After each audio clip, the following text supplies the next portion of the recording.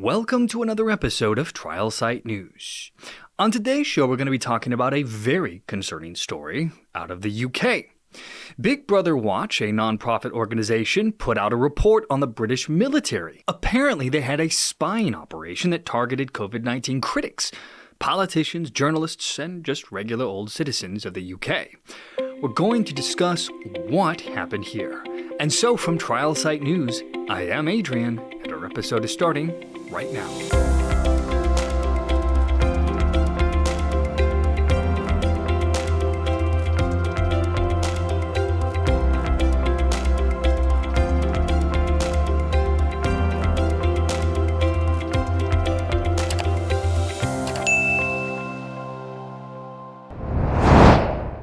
So, according to a Bombshell report from the UK Daily Mail, it turns out that a clandestine unit of the British military apparatus had been spying on British citizens critical of the COVID-19 pandemic policies, from lockdowns to mass vaccination schemes.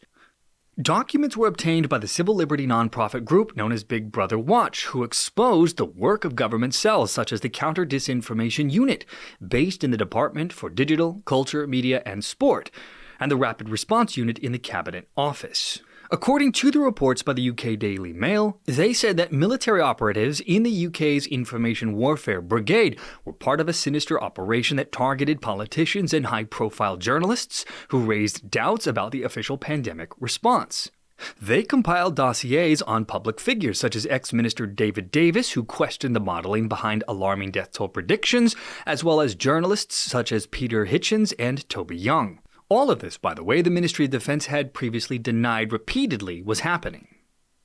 Now you might be wondering why, under the auspices of fighting misinformation, are such sophisticated military spying operations turned on the British population during the COVID pandemic. According to the report, papers show the outfits were tasked with countering disinformation and harmful narratives from purported experts, with civil servants and artificial intelligence deployed to scrape social media for keywords such as ventilators that would have been of interest. The information was then used to orchestrate government responses to criticisms of policies, such as the stay-at-home order, when police were given power to issue fines and break up gatherings. And just like we've seen in the Twitter file releases where our government here in the US was involved with censoring speech on that platform, so too across the pond were they using this to push social media platforms to remove posts and promote government-approved lines. So how was all of this exposed?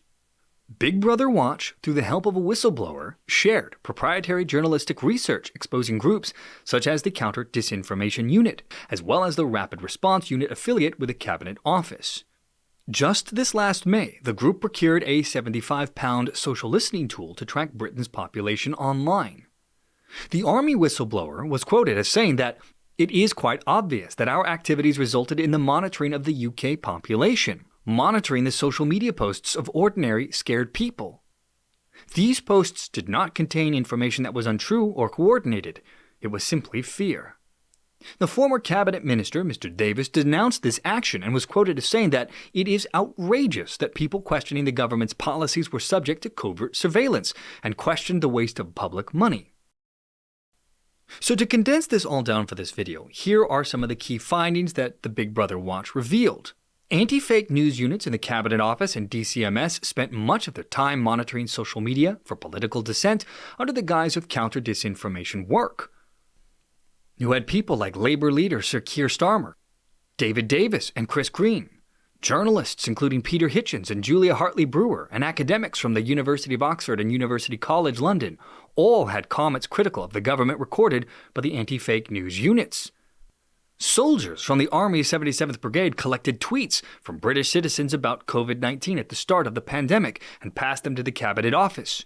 Troops also conducted sentiment analysis about the government's COVID-19 response. The Rapid Response Unit in the Cabinet Office pressured a Whitehall department to attack newspapers for publishing articles analyzing COVID-19 modeling that it feared would, quote, affect compliance with pandemic restrictions. You had Rapid Response Unit staff featuring conservative activists and journalists and vaccine hesitancy reports for opposing vaccine passports. The Counter-Disinformation Unit, or the DCMS, had a special relationship with social media companies it used to recommend content to be removed. Third-party contractors trawled Twitter for perceived terms of service violations and passed them to CDU officials. And you had front organizations aimed at minority communities that were set up by the Research Communications and Intelligence Unit, with the purpose to spread government propaganda in the UK. Now, Peter Hitchens, who was one of the journalists targeted here, questioned if he was shadow banned over his criticisms, with his views effectively censored by being downgraded in search results. He said the following: "The most astonishing thing about the Great COVID panic was how many attacks the state managed to make on basic freedoms without anyone much even caring, let alone protesting. Now is the time to demand a full and powerful investigation into the dark material that Big Brother Watch has bravely uncovered." Now, some of the specific examples that Big Brother Watch reported are as follows. David Davis was featured in a rapid response unit for vaccine hesitancy report for arguing that vaccine passports were discriminatory and created a false sense of security. Chris Green and Greater Manchester Mayor Andy Burnham's opposition to local lockdowns appeared in the rapid response unit update on the Delta variant. Members of the British public discussing the pandemic online were monitored by the Army's Information Warfare Brigade on topics from government ventilator supplies to expressing fears over COVID-19's link to blood clots. You had Cabinet Office officials pressuring the Department for Health to attack the Daily Mail for daring to question COVID modeling because they were concerned it would undermine compliance with coronavirus restrictions. A post from UCL Academia, Dr. Alexander Figueiredo, who researches vaccine confidence, was flagged by a contractor to the CDU because he argued that mass vaccination of children had risks, including to confidence in vaccines. The Rapid Response Unit officials rushed to flag Professor Carl Hennigan's Spectator article across Whitehall because he questioned whether the rule of 6 was an arbitrary number. And our last example was journalist Julia Brewer, who appeared in a similar report, tweeting about her interview with a woman who had suffered due to the care home policy during the lockdown. As the anonymous ex-77th Brigade officer told Big Brother Watch, he said, "I entered this role believing I would be uncovering foreign information warfare. Instead, I found the banner of disinformation was a guise under which the British military was being deployed to monitor and flag our own concerned citizens. There may have actually been social media campaigns from China to promote lockdown policies, but because we were directed to monitor sentiment towards the success of lockdown, we would have completely missed them. I had the impression the government were more interested in protecting the success of their policies than uncovering foreign interference, and I regret that I was part of it." Now, all of this is extremely disturbing. And yet, somehow in the age of COVID-19, not entirely surprising considering the efforts to silence dissent that we've seen over the past couple of years. Truly, we are living in dark times. And that, my friends, will bring our episode to a close once more. As always, thank you so much for joining me on the program today. For more content like this, be sure to check back to this channel daily, Monday through Friday.